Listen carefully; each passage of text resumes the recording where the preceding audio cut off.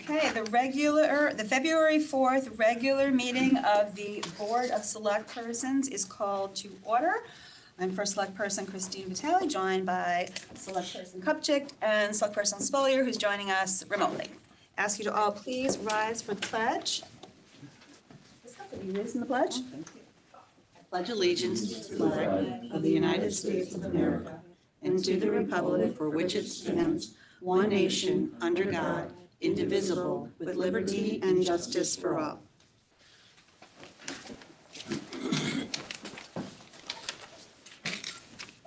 Just going to ask for a moment of personal privilege.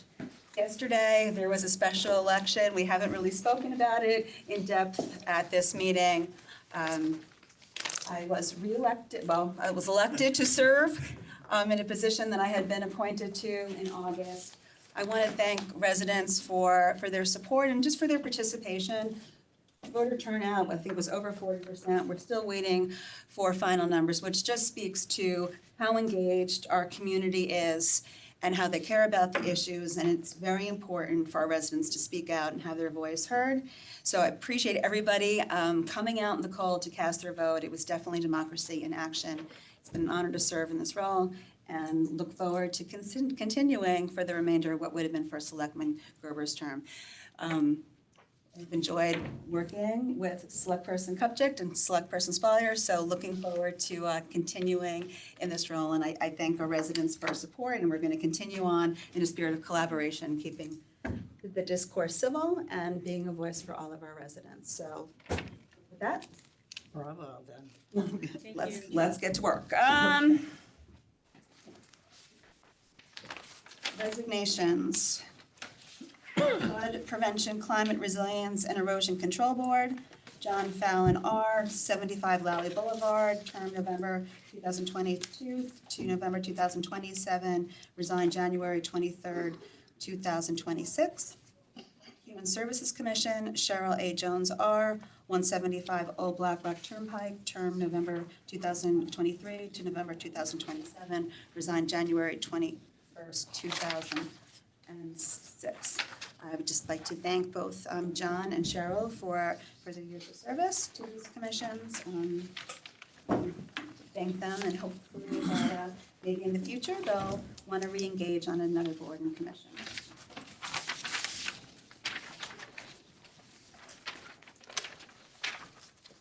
Appointments, Flood Prevention, Climate Resilience, and Erosion Control Board. Richard Mahosky, U241 Colonial Drive, term November 2022 to November 2027. This is to replace John C. Fallon R., who resigned, and he's moving from alternate to full member. Can I have a motion? Ms. Follier, second. Ms. Kupchik, any discussion? And welcome. Hi. Well, thank you. Just moving up in the world from alternate to full member. A couple months ago, I was here saying that I enjoyed 12 years on the board, and I'm happy to be back on it, and now happy to go to full member. And we are thrilled that you're moving to full member. Your years of service and your expertise in this area is much needed and a valuable asset to the board. So thank you for continuing to serve. Any questions? No, thanks again for stepping up. You're very good on the board. And Thank do a you. lot of good work. Just Any thank public you, we com- appreciate Okay. it. Thank you. Any public comment? See none, back to board for vote. All in favor? Aye. Aye. Motion carries. Thank you. Thank you, Dick. Okay, Human Services Commission. Ryan M. Price, U, 201 Quaker Lane, term November 2025 to November 2029. This is to replace Joseph R. Cratchy Jr., D, who was serving on the Shellfish Commission. So moved. Ms. Follier, seconded Second. by Ms. Kupchik. Mr. Price? Hello, can you hear me okay? Hi. Hi. Yeah, thanks for having me. Sorry I wasn't able to join in person today, but I previously served on Fairfield's Commission for Disabilities, and I valued the opportunity to weigh in on policies that affect residents with disabilities. And I wanted to continue that work through the Human Services Commission and help ensure that both older adults and people with disabilities are well represented and supported in our town. And as someone who lives with a physical disability, I can bring a personal perspective to that role. And I look forward to the opportunity to serve again. Thank you. Any questions for Mr. Price? I remember you were before this board when we appointed you to the Disabilities Commission. Just for the public, the Disabilities Commission is disbanding due to charter revision. The Human Services Commission is going to be taking on much of that work. And I thank Mr. Price for being willing to serve on this commission. I think that you'll be a valuable voice and appreciate your willingness to make the switch. Any public comment? Sorry. Julie DeMarco, the Human Services Director. I just wanted to say for this, for Ryan and also for your next person you're considering, Dan Van Horn, who's here, both have served really, really well on the Disabilities Commission, and we're thrilled to have them as an addition to the Human Services Commission because their voices will be heard and they really are very considerate people. So I'm very excited. Thank you. All right, back to the board for a vote. All in favor? Aye. Aye. Aye. Sorry. It's okay. Thank you. Motion carries 3-0. Now still, Human Services Commission, Reverend Daniel A. Van Horn, R., 44 Awakening Road, term November 2023 to November 2027, to replace Cheryl Jones, R., who resigned. So moved. Ms. Follier? Second. Seconded by Ms. Kupchak. Hi. Hello. So as mentioned, I've served on the Commission for Disabilities here in town. Really love working with all the individuals on the commission. As a clergy here in town, it's my belief that every human being has the value of being created in the image of God. And though I don't personally have any physical or developmental disabilities, I believe that it's important to have a group of people who are really thinking about the needs of all those within our community. I think it's valuable that Fairfield has invested in really providing for people of every ability within our community, and I'm excited to see how the Human Services Commission will carry on that work. So, Thank you. And appreciate your advocacy. my pleasure. As on personal level, a child is differently abled, and I always appreciate when residents are willing to be a voice for those that sometimes just need a little bit someone else to speak up. To know they're treasured. So thank you. So thank you for your service. My pleasure. Definitely for disabilities. A little sad that commission is going away, but I'm buoyed by just that your members from that commission are moving on to the Human Services Commission. So it'll be Happy to do the it. commission elevating a lot of voices for different members of our community, which is wonderful. Ms. Follier, any questions? No, thank you. All right. Any public comment, aside from Mr. Marco already gave before? So, Nothing more? Very good. all right, she spoke on this item prior. All right, all in favor? Aye. Aye. Motion carries 3-0. Thank you very much, and I'd also like to thank Joseph Crutchy for his service and wish him well on the Shellfish Commission. It's wonderful when residents go from one commission to another. Moving on to HVAC Indoor Air Quality Building Committee. We have Mr. Papa George, the Director of Operations. To here consider and approve adding the replacement upgrade of the fire alarm system at Fairfield Woods Middle School to the HVAC IAQ Building Committee charge. Can I have a motion? So moved. Ms. Kupchak? Second. Second by Ms. Follier. Mr. Papa George. Good afternoon, everyone. Thank you for hearing this. This would be a change to the current charge of the Indoor Air Quality Building Committee. During the project at Woods, there was some issues discovered with the fire alarm system. Saying that in public, I also want to make it very clear that it is an operating system and that there's no danger to the building or the students or the occupants at this time, but that with the new HVAC equipment in that building and the upgrades made there, we felt it was part of the due diligence of the HVAC committee to complete the replacement of the fire alarm system as opposed to the kind of Band-Aid together system that is currently working within the building. Speaking with bond counsel, they believe it is also within the right of the building committee and within the funding as allocated by the bond, that the funding would be able to cover, the existing funding would be able to cover this addition to the project. So this is just this is an update to the charge, yeah, just an update to the charge, basically in doing the work that they found, additional work that needed to be done in replacement of the upgrade for the HVAC. And just wanted more clarity for the charge. Mr. Papa George, Ms. Cup, just any, in terms of, So how much money is this to add to the bond? It's approximately, I believe they came back with around 340,000, but it's not added to the bond. It's included in the existing bond that's already covering the cost of the project there. Right, but the bond would be, the cost of the project plus contingency. So is this eating into the contingency? This is part of some of the savings throughout the project that they were able to recognize, so it would fall into that and some of the contingency to get this completed. So what does it leave for contingency? How I much? don't know what the final numbers is. The building committee would have that information. Speaking with them, they felt comfortable that this is something they would be able to do without causing any big concerns with their contingency, or I do believe they still plan, I don't want to speak for them, but I believe there is funding that they are planning to turn back to the town at the end of the phase one, which is the 3 building projects. So, I mean, just in the future, if we could, have that information included, how much difference it is, what is the contingency amount, all the other details about the funding, I think it's, just a fair request about something like this. Absolutely. Ms. Kupchak, Ms. Scully, I'm sorry. No, I'm all set. Thank you. All right, thank you, Angela. Any public comment on this? And we have bond counsel, just to, this is the bonding resolution. You're comfortable with this? Yeah, I'm comfortable. The question was put to us was, could this upgrade to the fire systems be included in that existing bond issue? But our understanding, it was necessitated once you started with the HVAC, it affected the system, so it had to be part of the project. So we were comfortable that it was included in the original bond resolution.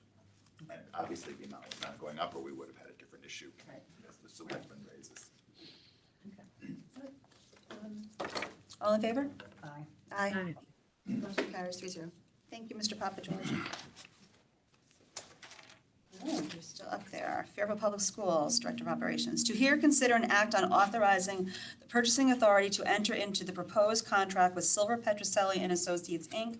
of Hampton, Connecticut, to provide architectural and engineering services for interior bathroom renovations, ADA improvements, and other site improvements as needed based on RFP 2023-02 on-call architectural and engineering services dated January 8th, 2026, subject to further review by the town attorney. Can I have a motion?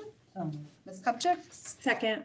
Second by Ms. Spallier. Mr. Papa George? So this is the contract for onboard Silver Petroselli to perform the architectural services, as you heard, for the project that was approved through the bonding process for Woods Middle School bathroom upgrades. What we're looking to do here is utilize the on-call services bid that went out by the town. Silver Petroselli is on that. One of the reasons we also were hoping or working to get Silver Petroselli on board with this is they completed the Ludlow High School project, similar project, the Ludlow High School bathroom renovation project, and in efforts we're continuing throughout the district, kind of the standardized equipment throughout the district for bathrooms and fixtures and that type of equipment. So utilizing the same architect, allowing us to do that through the on-call process would allow us to continue down that road of formalizing everything in all the school buildings. I do know that the contract is with the town attorney for a final review. I know there was some updates and changes based on the risk management recommendations, so that's why you don't have the actual contract, but that the town attorney is going to final review before signing.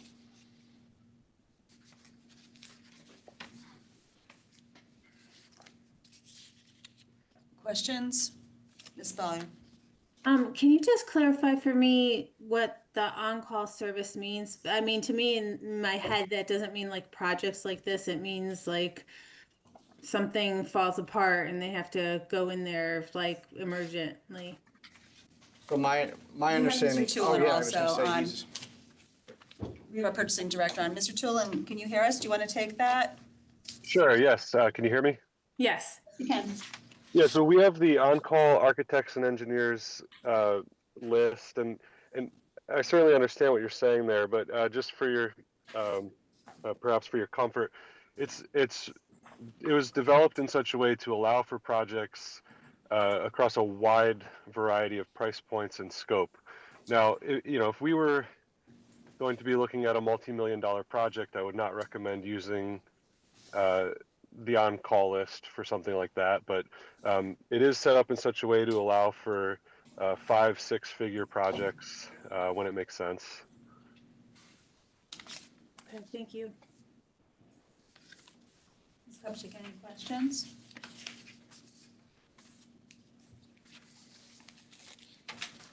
So is it a definite that these fixtures are going to be the same throughout the district? Just a little bit more about in terms of the bathrooms. That is the ultimate goal, is to, as we do more bathrooms throughout the district, to formalize and make a set fixtures. Again, as you all know, the Dwight project is moving forwards, and we're gonna use the same standards that we have in the 2 bathrooms that we have now moving forwards. It makes it easier, I don't wanna say easier, but more cost effective to perform maintenance on it. Right now, we have 17 buildings and 16 different types of fixtures, so it's hard to stock a fixture for repairs. So we can buy in bulk and stock once we have an established baseline of this is what we use throughout the district, and that's what we're going towards. And I'm assuming that just Ludlow bathrooms, they've been up and running for what? It's 6 months? Over, some of them over a year now. And no issues? No with issues or anything? concerns with them. That's why we're continuing down that path. Any other questions before bringing this to the public? Any public comment on this? Seeing none, back to the board for a vote. All in favor? Aye. Motion carries 3-0. Thank you all. Thank you, Mr. Papageorge. Moving on to agenda item 7, engineering manager. We have Mr. Hurley with us to hear, consider, and act upon approving an extension of a memorandum of understanding between the town of Fairfield and the city of Bridgeport concerning the Rooster River Watershed Project. Mr. Hurley, can I have a motion? So moved. Ms. Kupchak, seconded by Ms. Follier. Thanks. As you know, this project's going. It has been taking a long time, and we had a memorandum of understanding with the city of Bridgeport, and it expired. So basically, this is just an extension of that memorandum of understanding. The attorney, Phil Pierce, has taken a look at it. Meg and I had talked to Ken Flato from the city of Bridgeport. They're good with it as well. They did have us add one additional paragraph that was not, maybe it's one revision from your packet that you may have gotten on Friday or Thursday or Friday. It just basically says that the city of Bridgeport allocated ARPA money that has to be spent by the end of the year, which we always knew that, so that's no problem there. And that the MOU has been extended for one additional year. That's the only difference that was on it. So much that I'm pleased to say that Bridgeport has already signed this, and upon approval, I will ask you to sign it and try to be as efficient as possible, getting it right here at the source. So. Love that, Bill. So just, yeah, if you don't mind. No.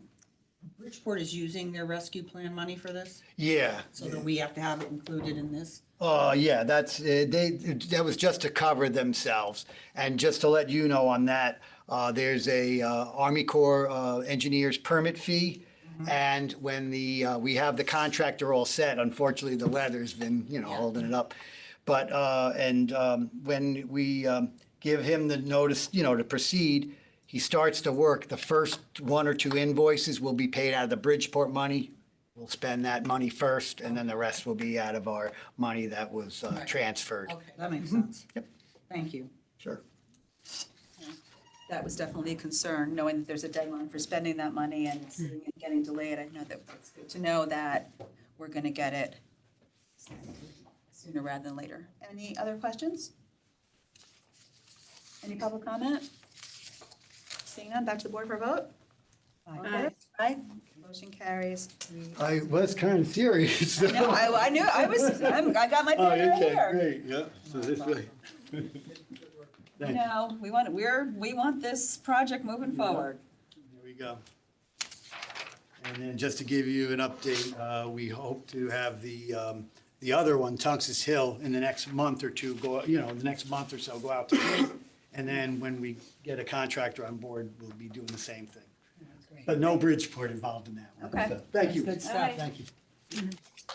Thanks, Bill. All right, moving on to number 8, purchasing authority. To hear, consider, and act on authorizing the purchasing authority to enter into an agreement between the town of Fairfield and Kelowna Concrete and Asphalt LLC of Woodbridge, Connecticut, to provide labor, materials, equipment, and else necessary for the repair and replacement of stone retaining walls and complete replacement of the Lower Wharf fishing piers at 1085 Harbor Road, Southport Historic District, Fairfield, Connecticut, and as detailed in the Town of Fairfield bid 2023-29 and the Kelowna Concrete and Asphalt LLC bid, submission dated January 2nd, 2026, for a total lump sum in the amount not to exceed $743,280, with additional authority to enter into necessary change orders in an amount not to exceed the approved funding for this project. Can I have a motion? Ms. Kupchak, Second. seconded by Ms. Spalier. Mr. Tulin, do you want to start this off, or Mr. Hurley? Yes, I'll kick it off. So yeah, as the resolution indicates, we issued this bid recently. We received two strong submissions from pretty well-known vendors. At this time, we're recommending award to the low bidder, Kelowna. After completing a review of their bid, and my understanding is that engineering department went and looked at similar work they've done in other towns. We feel comfortable recommending this award, and we have prepared an EJCDC contract for this work, which is an industry standard engineering-based contract that we've approved for other projects. So we're looking for your approval to proceed with that contract. Thank you. Anything to add to this? Not really. I'm here to answer any questions you might have, but Any questions about this project? Nope. Ms. Spalier, any questions? I'm all set, thanks. Any public comment? Seeing none, back to the board for vote. All in favor? Aye. Motion carries. thank you.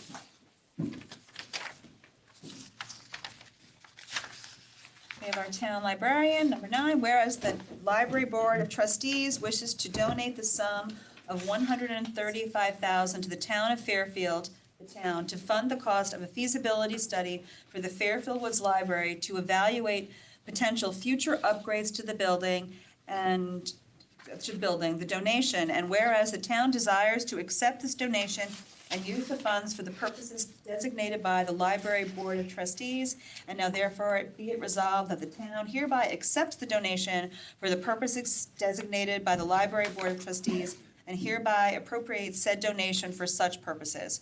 Be it further resolved that the first select person is hereby authorized to take all necessary actions and execute any and all documents to effectuate the acceptance and use of said funds in accordance with stated purpose of the definition. Is there a motion? So moved. Ms. Kupchak, seconded by Ms. Spalier. So the trustees of the Fairfield Public Library are pleased to allocate funding for feasibility study of the Fairfield Woods Library. The last renovation of this facility was completed in 1990, 36 years ago. This study will explore various options to enhance organizational capacity, improve the patron experience, bring the building into compliance, and provide high-quality library experience that our community deserves. The funding will come from the trustees, the library's governing board, whose responsibilities are outlined in the town charter, So I just want to clarify, this doesn't come from the Friends. They're a 501c3 that funds library programming. I also want to take a moment to recognize Eli and Joe from Project Management, as well as Prue from Purchasing, for their invaluable assistance in preparing the RFP. And I really look forward to working with them as this project develops. Any questions? How long do you think it'll take, did they say? What was their timeline? 6 months to a I year? think 6 months. Yeah, Was so- completion of the feasibility study.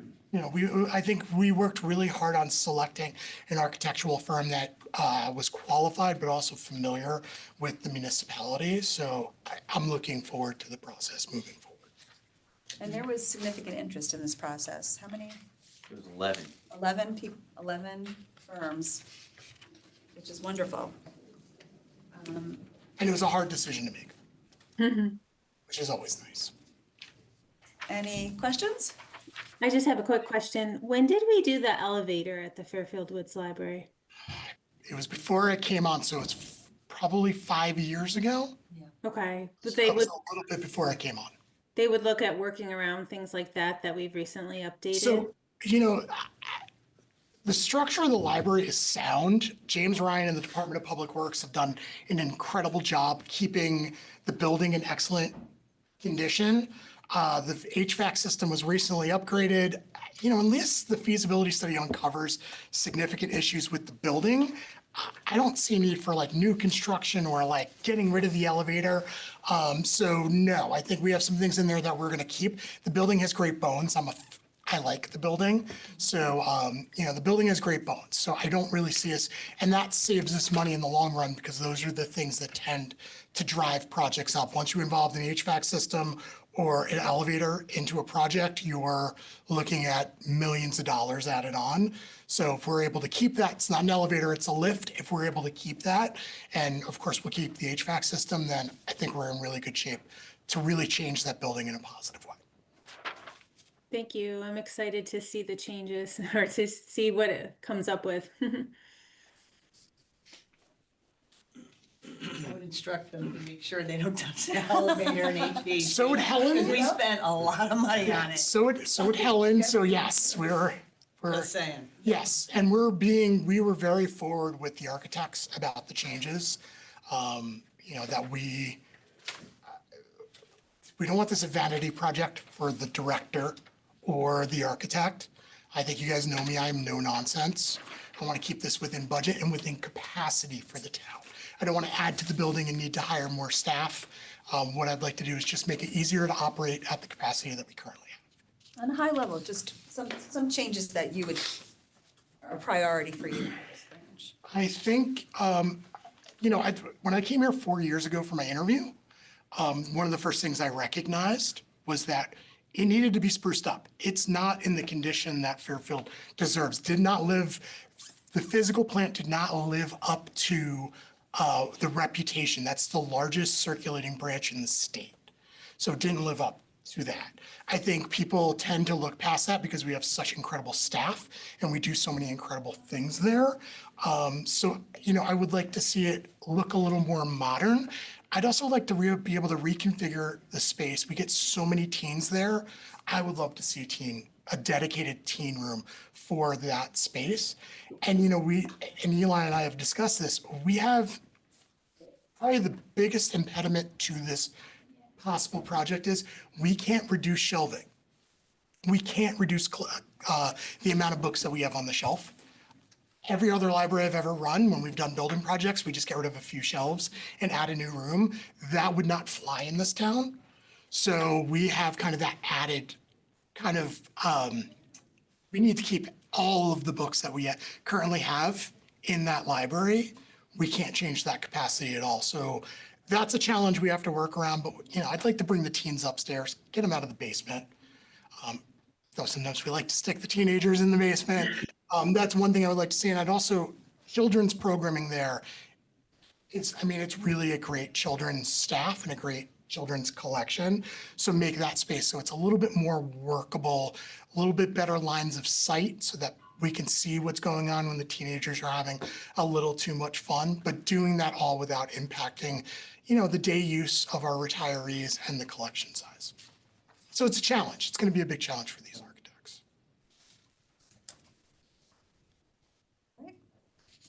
It's exciting. It is. Definitely. I love the idea of just revitalizing the teen space, especially since it's right there next to the middle school. And I know that the main branch gets a lot of teens down there, and so all good stuff. So excited to see this move forward, and be asking you probably to come back and just update the board, just so we can follow along. Any public comment on this item? Christine, it's Adam Tulin. Can I just add one thing? So I did receive back a first draft of a proposed contract with the architect today. So you guys can probably look forward at the next meeting to weighing in on the contract. Perfect. All right, and any public comment? Seeing none, back to the board for a vote. All in favor? Aye. Thank you. We will see you next time, Scott. All right, capital projects and operations. Mr. Zal and Christina and Mr. Harris. All right, I'm just looking at my agenda here. To hear and discuss the capital plan overview. This is just an update for the board. I'm gonna share my screen here. I'm going to just provide a brief overview of the capital plan as context for the request for bonding that's included on the agenda, because each of these items is included in the plan. The capital plan was presented at the Capital Summit in September of last year. At that point, the total projects in the plan that required financing was $492.5 million. The split was pretty even in terms of the amount that was allocated to the town and WPCA. It was about 28% for each of those. The Board of Ed is the major user of funding. However, if you look at the actual amount that needs to be supported financially, the town picks up a portion of the WPCA's financing based on a funding agreement between the town and the WPCA.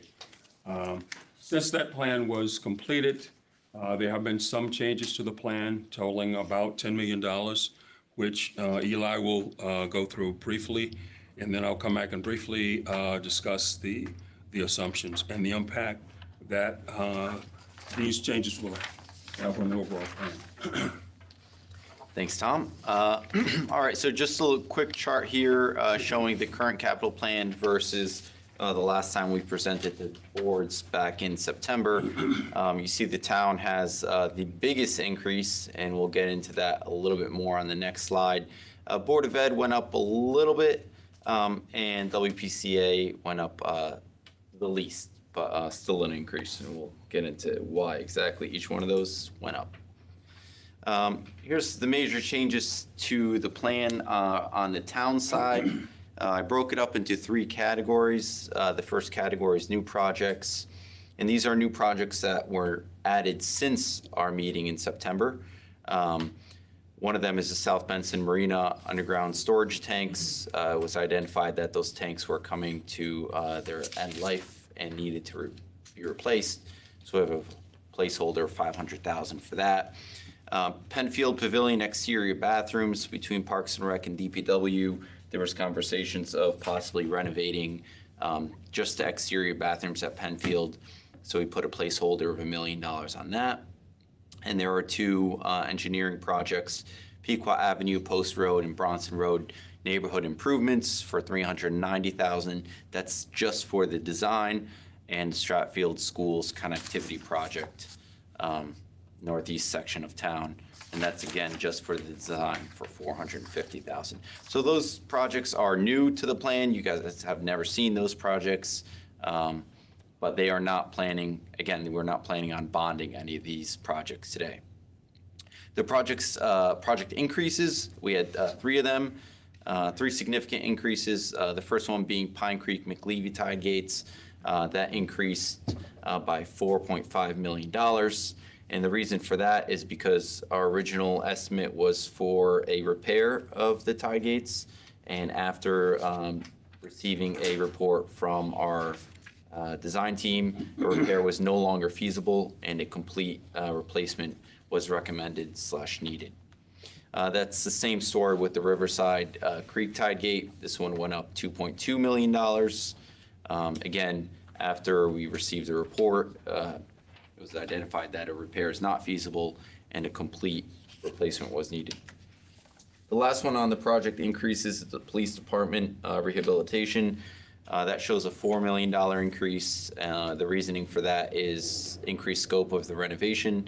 We're renovating a little bit more on the second floor of the police department, which includes Detective Bureau, and a little bit of shifting offices for the captains and the chiefs there. So we identified that as an increase, although all these projects have been on the capital plan, but just have now been increased.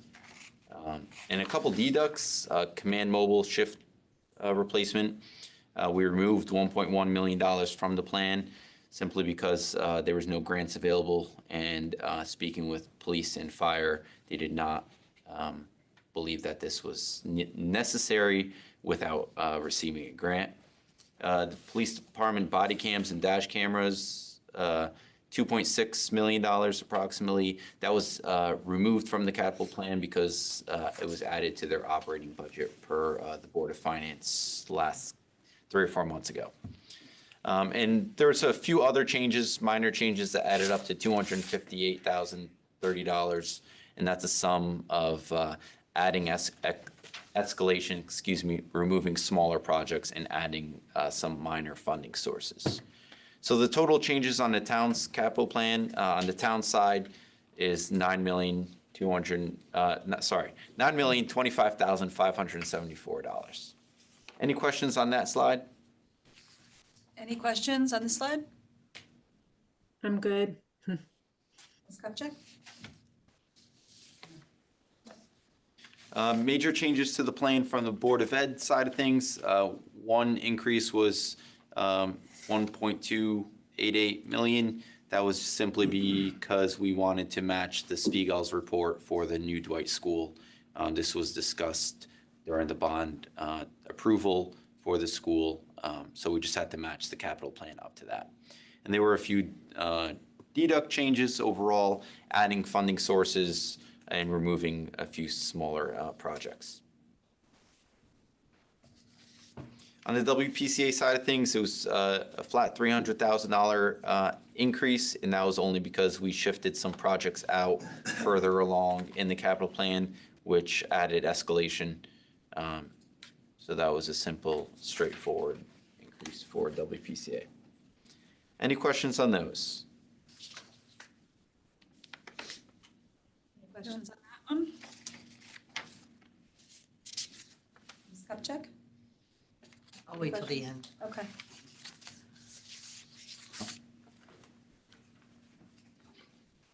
We have the debt implications.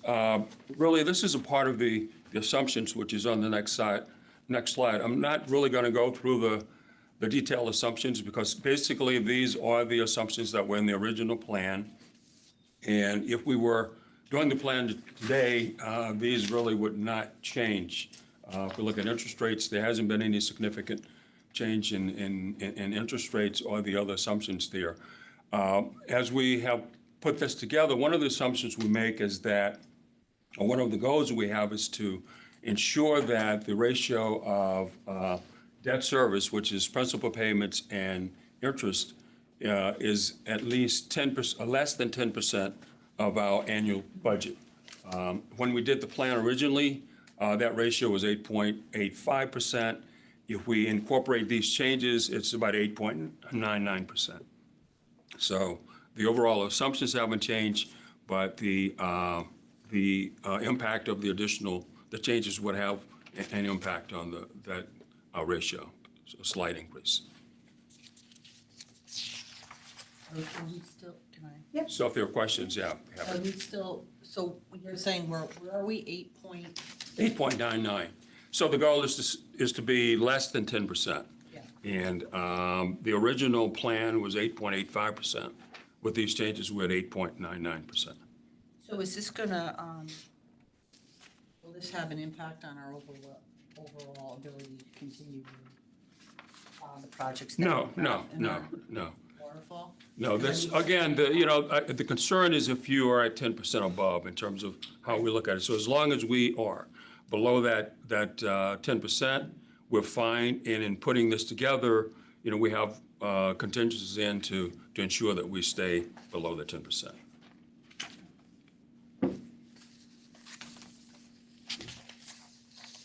Any other questions on the changes or the assumptions? No, just a comment that, listen, I get we had to bond a lot for the Board of Ed and 48, almost 44%. Town only at 28. At some point, that's gonna have to shift, I think, a little bit more toward the town. As I was saying years ago, the town has a lot of needs, and, we are doing a lot of projects. But I think right now, I've said this before, it's nothing new, it's just we have to be very careful, I think, about our spending, especially with, the evaluation and everyone. I think we have to be very careful of going forward, just so that we can get over this hump, because, things are rocky right now, I think, in our economy. And people are definitely having a tough time, they are. There's just a report out that the upper class is doing just fine, and it's the lower to middle class we're really having, sucking in all the pain of the higher prices. So, and let's face it, we have a large majority of our residents who are in that piece. So I just want to say that. And definitely keeping a close eye on it, and just want to be transparent when we see that the pricing is changing, bringing it before the board. The Board of Finance is going to get this update as well. Right. Wanted to bring it to the Board of Selectmen, just so we're all on the No, I same page appreciate with it. that. And, and we've talked about it. These are, especially on the town side, major infrastructure projects that we just need to do. Investments to our WPCU, I guess it is now, facility. Our roads, our tie gates, in terms of sustainability, we're concerned about flooding, the Rooster River, and the school projects.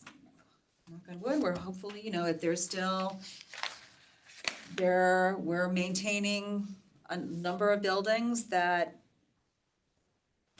are that need roofs and boilers and plumbing upgrades in the coming years. I think that making sure that we're under that 10%, we're trying to really keep it under 9% to have that contingency, and also not go to the max, appreciating that even though we could, we are cognizant about affordability. So hear you, and thank you for, again, just always keeping it front and center of our conversations. I just wanted to quickly give a few updates on some major projects that are on the capital plan. The RLMS turf field, that's completed. It's in closeout phase right now. We're working with the contractor to close that out. Riverside Drive culvert replacement, the road is open and the culverts are installed. So again, we're in closeout phase.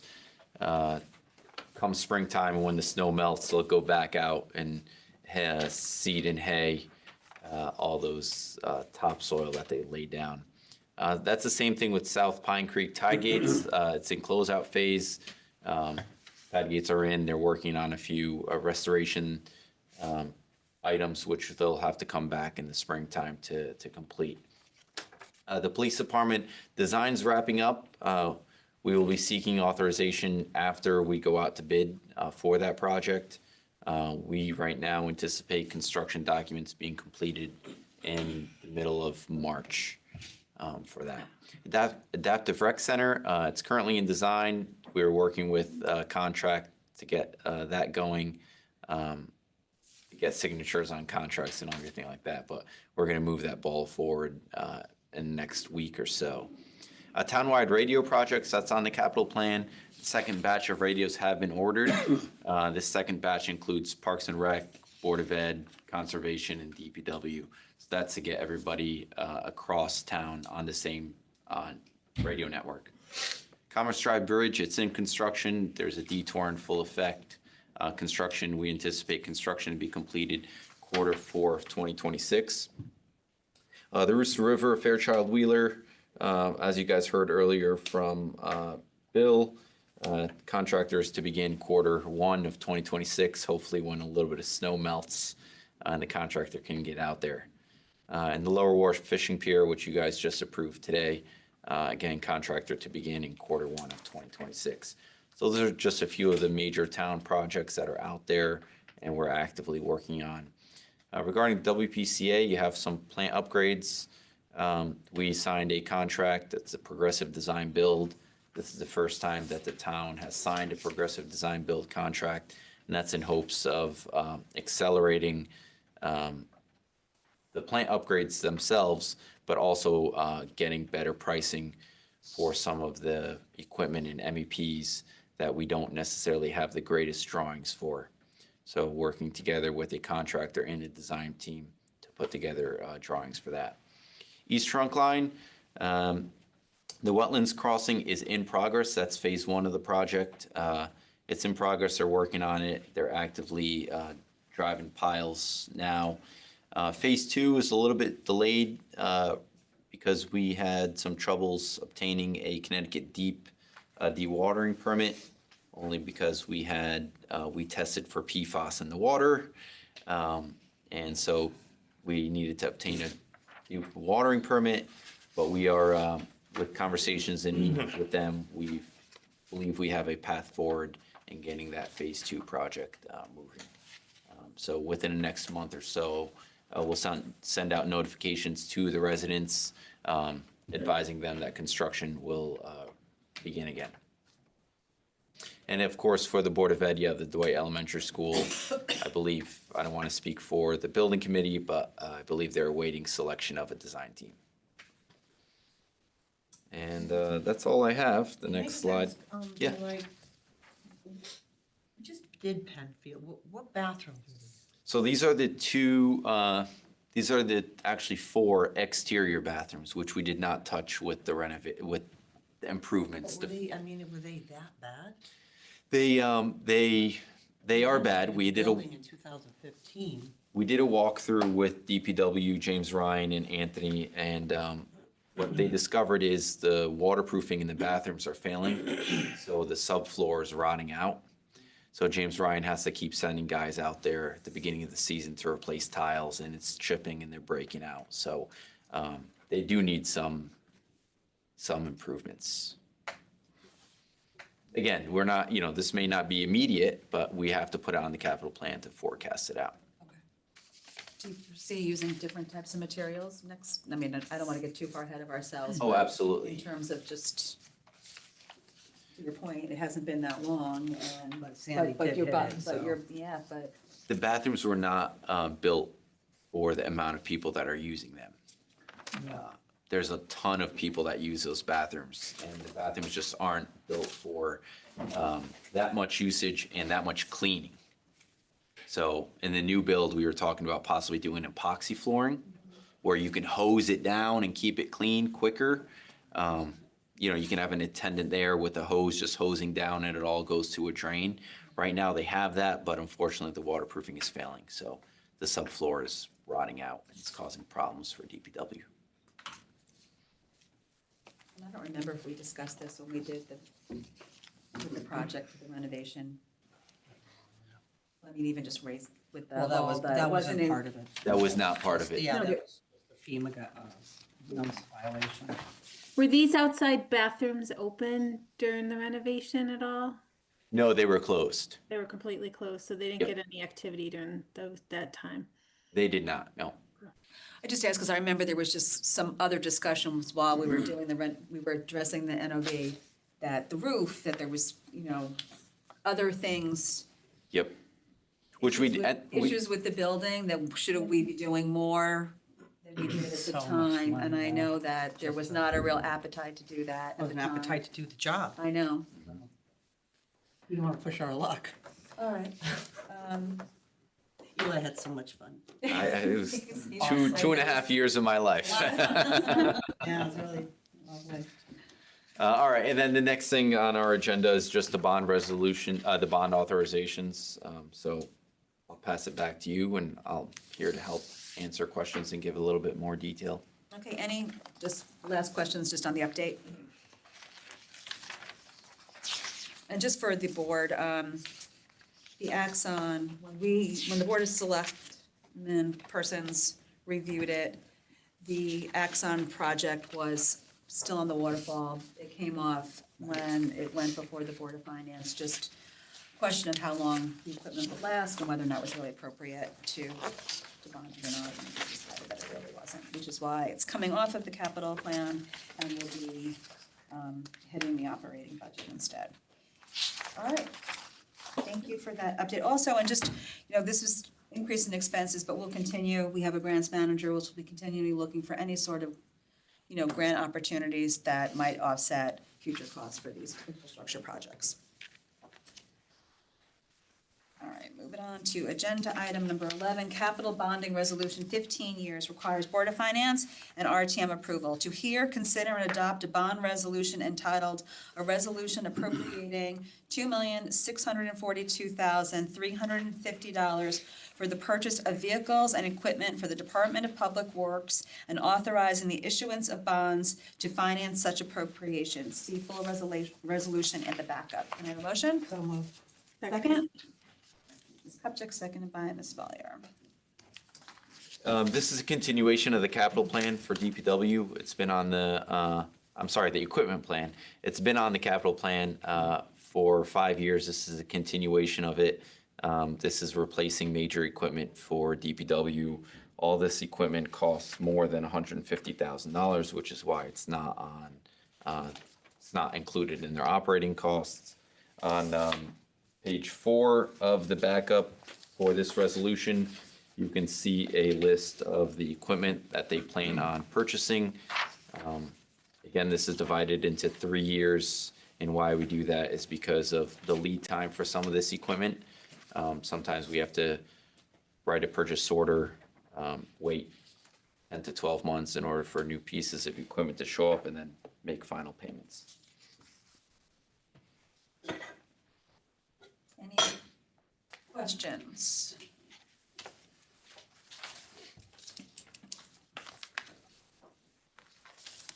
Ms. Valier, any questions? Are we talking about all 3 on here or just the top one? Right now, we're just talking about the Public Works, number 11. Oh yeah, the truck for the snow removal. Is that part of this one? Yes. Yeah. So where are we with that right now in the current situation that we're in? I know there were some issues with snow removal this storm, and are we in trouble?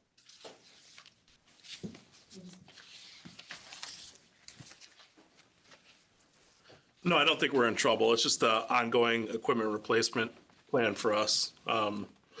There's 3 new additions on here. If you'd like me to speak to those 2, I can do that. But the idea is to replace have a plan to replace our equipment periodically. As these come off, we'll likely auction them. We usually keep at least 1 spare truck, so if one does go down, we do have a backup. Okay, so it's just part of the usual improvement plan or Yes. replacement plan. Thank you. So to piggyback on that, Frank, I mean, after, many years of really having a big snowstorm and now we have the mother of all. I mean, was this list put together before that, or do you feel like you needed to add something? It was put together before it, but I think, I don't think we need to add anything to it. I do think it highlights the material stacker, the need for that. Because with our current regular equipment, we can only stack about 2,500 tons of salt in our salt dome. Right. We've been borrowing a stacker. We've been unable to rent one. It's not something we can easily rent. That allows us to get about another 1,000 tons in there. So we were full at the start of this year, and now we're less than 1,000 tons. So if we did not have that, we would have been empty. How did we do with like the, moving, not just plowing, but like later on having to go get the extra snow out of the way? Like, do we have enough equipment to do that? Were we borrowing it? Were we delayed because we didn't have enough? It's a little bit of everything, so it's been ongoing. We still are removing some snow. And we do have an on-call contractor who we've also been using to help with some of that removal as well. Lessons learned. I mean, it's just, we had more snow, this event was the biggest one we had in 10 years, and it's just 100%. difficult to plan for it. It kind of is what it is. That was lousy. Okay, thanks. Thank you. All right, any public comment on this? Seeing none, back to the board for a vote. All in favor? Aye. Aye. Motion carries 3-0. All right, moving on to agenda item number 12, non-recurring capital bonding resolution, 20 years, requires Board of Finance and RTM approval to hear, consider, and adopt a bond resolution entitled, "A Resolution Appropriating $1,031,875 for the cost of certain non-recurring capital projects and authorizing the issuance of bonds to finance such appropriation." See full resolution in the backup. Ms. Kupchak, seconded by Ms. Sawyer. So this resolution here has 4 total projects. There's 3 Parks and Rec projects and 1 engineering. Unfortunately, Anthony Calabrese could not be here today, so I will be speaking on his behalf regarding the Parks and Rec projects. 2 of the Parks and Rec projects are playground replacements. They have been on the capital plan. It is part of the Parks and Rec 10-year capital plan. The playgrounds are 25 years old, a little bit older than 25 years old. And so it is due for replacements. Anthony feels comfortable with the numbers as he has preliminary estimates for the playground replacements. Historically, every year we try to do 1 or 2 new playgrounds as they need to be replaced. The third item for Parks and Rec is a new tennis court or replacement of a tennis court. Tennis courts have a 10 to 12 year life cycle with the bituminous pavement that is currently there. So Anthony plans on renovating that tennis court and doing post tension, which lasts a little bit longer. He also plans on double lining it for pickleball as well. So that's a little bit of an improvement on that end. And there is 1 item for engineering, and that item is for a design costs to be able to complete, I forget the name of this, the Southport. No, this is Southport medians. There is a map on the last page of this section of the backup, which shows the areas that we plan on improving down in Southport. I thought we did a lot of work there a couple years back. Yeah, we're wrapping up a project right now called Southport Connectivity. Yeah, but I mean, So this is kind of put like, a bunch of bluestone, like sidewalks in. so that's ongoing, yes, in the village area. This is all along Route 1, where we did just do a connectivity project there with engineering that we're wrapping up. But this is kind of a continuation of it, picking up where that left off. So by the medians, it's all in front of like the bank and Dunkin' Donuts, Yeah. where the monument is, Right. that whole area down there. You know, while I'm thinking about it now, is DPW responsible for shoveling in front of the bus shelters? Because I saw a lot of people standing in the road. They It couldn't depends on access. where they are, yes. So this, 'Cause we have one in Southport and even the one on Black Rock Turnpike, like I saw, it was kind of not cool where these poor people were standing in the street when a lot of snow was in the street and then they didn't have access to get to that. that's a lot of what we're still chasing now. So on the state roads, the DOT will only do curb to curb, and then they push all of the other snow removal onto either if there's an abutting property owner, or if there's not, and it's their property, we have to do it. So in for example, DPW. in front of So ShopRite, is that ShopRite's responsibility? it would be, yes, So we should make sure that we do it. yes. It's been ongoing. And what about the last Southport? week and a half. That's on Route 1, so. That would be us. That would be us. And I believe if we weren't down there today, we'll be there this week. we are going through. Like I said, it's been a process. I feel bad for people, they don't have cars, so they should be standing this time. Yes. And it's dangerous. Okay, that's it. I have a question about the tennis courts. Sure. I'm not sure who can answer this. You said it gives us a little more time than the 10 years that the other surface provided. Do you have more of a specific? I mean, we're bonding this for 20 years. Is it going to last that long? I do not have that information off the top of my head. I'm not sure how long post-tension lasts, but we could get an answer from Anthony on that. Okay. I mean, I think that just based on past tennis courts that we've done that have been post-tension, they've been 20-year bonds. I think that's what they're, that's what? I can't remember really how much longer, but I think it is. Yeah, because we did them at the schools. You know.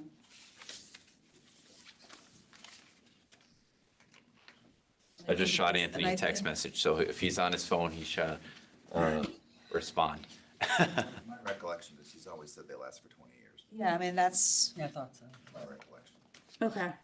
I've had this discussion repeatedly. yeah, I mean, Yeah, I feel like every we time have. this comes up, yeah, and I can't believe I don't know how long it'll last, but I don't want to make up a number. Well, it says post-tension tennis courts when newly installed are guaranteed against cracks for 20 years and an additional 10-year guarantee. Okay. There we go. Okay, thank you. Not to bubble or peel. In contrast, bituminous should last 10 to 12 years. So this is a longer lifespan, Great. which is part of the reason, which is why I think we made the switch. That's my recollection also. Thank you. Good. Like, I've talked about tennis courts so Oh, often, yeah. and I'm pretty sure that we've covered this. Pickleball. But it's good to have it, Perspective. All right, any other questions? Seeing none, back to the public. Any public comment on this? Seeing none, back to the board for a vote. All in favor? Aye. Motion carries 3-0. Moving on to number 13. Non-recurring capital bonding resolution, 20 years, requires Board of Finance and RTM approval. To hear, consider, and adopt a bond resolution entitled "A Resolution Amending and Restating a Resolution Entitled A Resolution Appropriating $3,817,899 for the costs of certain non-recurring capital projects and authorizing the issuance of bonds to finance such appropriation, to increase the appropriation and bond authorization for the Riverside Creek Tidegate project by $2,212,800 for a total appropriation and bond authorization under the resolution of $6,030,699, and to expand the scope of the Riverside Creek Tidegate project. See full resolution in the backup. Can I have a motion? So moved. Accepted. Second.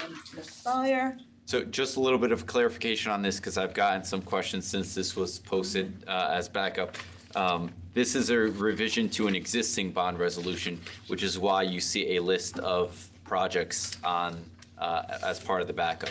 So we are only revising, we're revising the entire resolution. Correct me if I'm wrong, Mr. Attorney Sasfrom. The way we do things, we have to do that, but we're really only revising the exhibit. Okay, so we are not touching all these other projects. but It's it's just part the Riverside. Only number 2 on the exhibit. Exactly.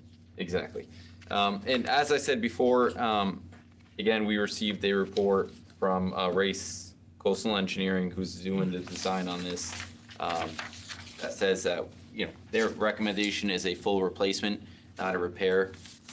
It is in pretty rough condition right now. Conservation has to go out there, I think, every season and kind of backfill some of the holes that are being created.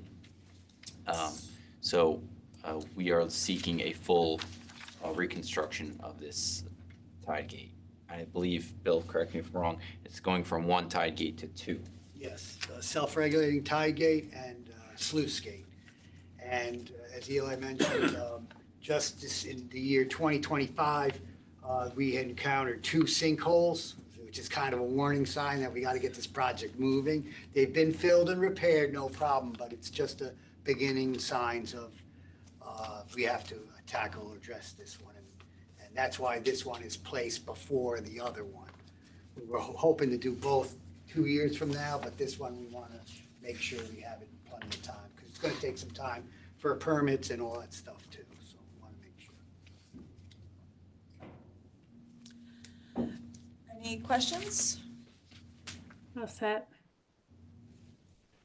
No, I mean, it's lousy that everything's going up and we're spending so much money. We really need to pull back on spending money, so. But we 'cause it's also, stuff like this. sinkholes. I know, we got 10 million added it's, to that, you now we know- got 2 million and the 3 million, and, you know, that starts to add up.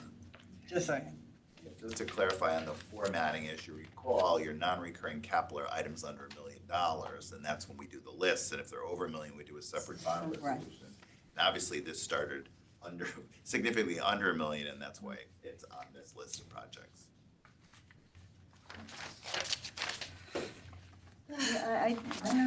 I share the pain, but Scrutinize.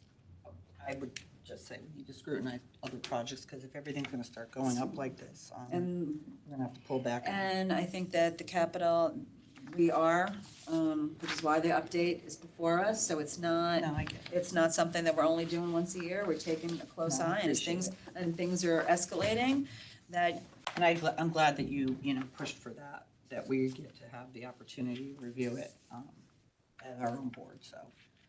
When we were talking about the charter and stuff. well, I think also just for, questions that we might have, might just help No, it is good. inform, just information that's missing here, can help them prepare better for the Board of Finance. It would typically not be the next day, but, at least a week out. But yeah, I mean, we're looking, and, we have a variety of projects on the waterfall. All of them are important in some ways, some are more vital than others, just in terms of infrastructure, and we're talking about tie gates and flooding and the sewer utility operating properly, those are more, there's only so much wiggle room. We obviously want to keep our playgrounds safe for children and have those opportunities, and our residents rely on those recreational opportunities. DPW trucks, we want. No, I agree. I'm not questioning any of it. I know you're not. I'm just and I thinking, think that reshuffling the deck, when we Yeah. come back around in September, potentially based on what the increased costs are on a lot of this stuff that we're not expecting, these are big increases, Yeah, so and I think we need to. And look, and if something changes before September, we'll have the discussion again. Right. And again, keep on, we're looking for other sources of revenue as well to offset some of these costs. Everything is going up. It is, it really is. All right, any more discussion on this? Any public comment? Seeing none, back to the board for a vote. All in favor? Aye.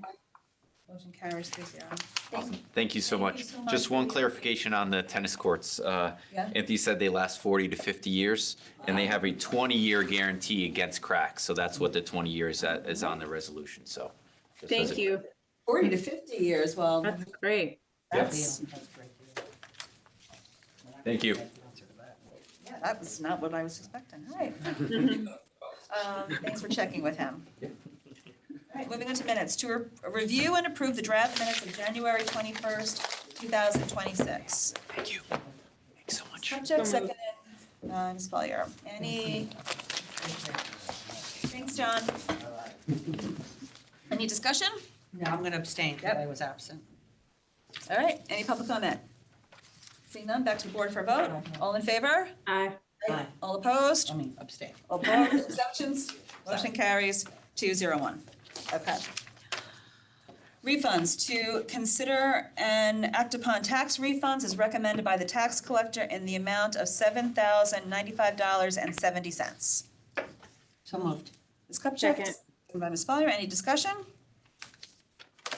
Any public comment? Seeing none, back to the board for a vote, all in favor? Aye. All right, first select person updates. I gave the state of the town address to the RTM on Thursday. If anybody is interested, it is posted online as well as the rebuttal. So encourage residents to view that. We also have the written copy that is available. Budget process is moving forward. The Board of Education adopted their budget last Tuesday. They're at made about a $900,000 reduction. They're about roughly 5.5% increase at this point.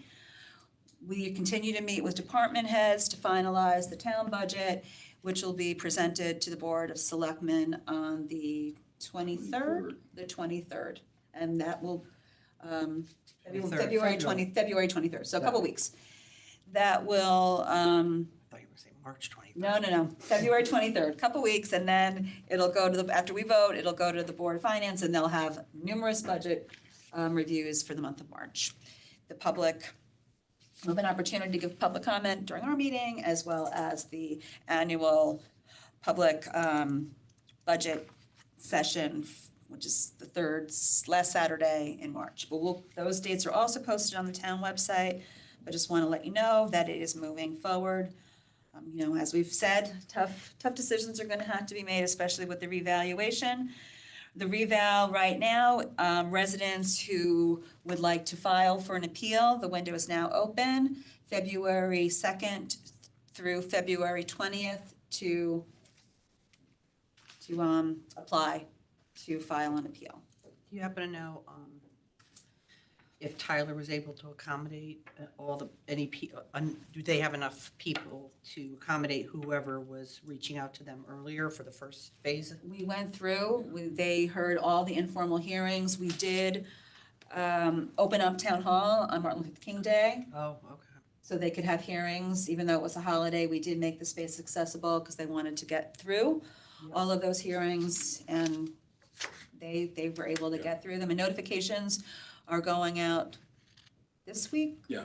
This week, for if there was anyone who had a hearing will be getting notification Information. if there's been any sort of Okay. change. But even though if you didn't need to have a formal hearing in order to file for an appeal, so if anyone still has concerns or questions, there's still an opportunity to appeal it. The appeals will be held during the month of March. And I think most people know about that, right? Would you say? Yeah, and information is posted on the revaluation page of the tax assessor's website. We'll be continuing to put information in the newsletter, but I think that people are following along, and we'll continue to update the board as new information becomes available. Announcements: February is Black History Month, and Restaurant Week is running January 26th through February 8th.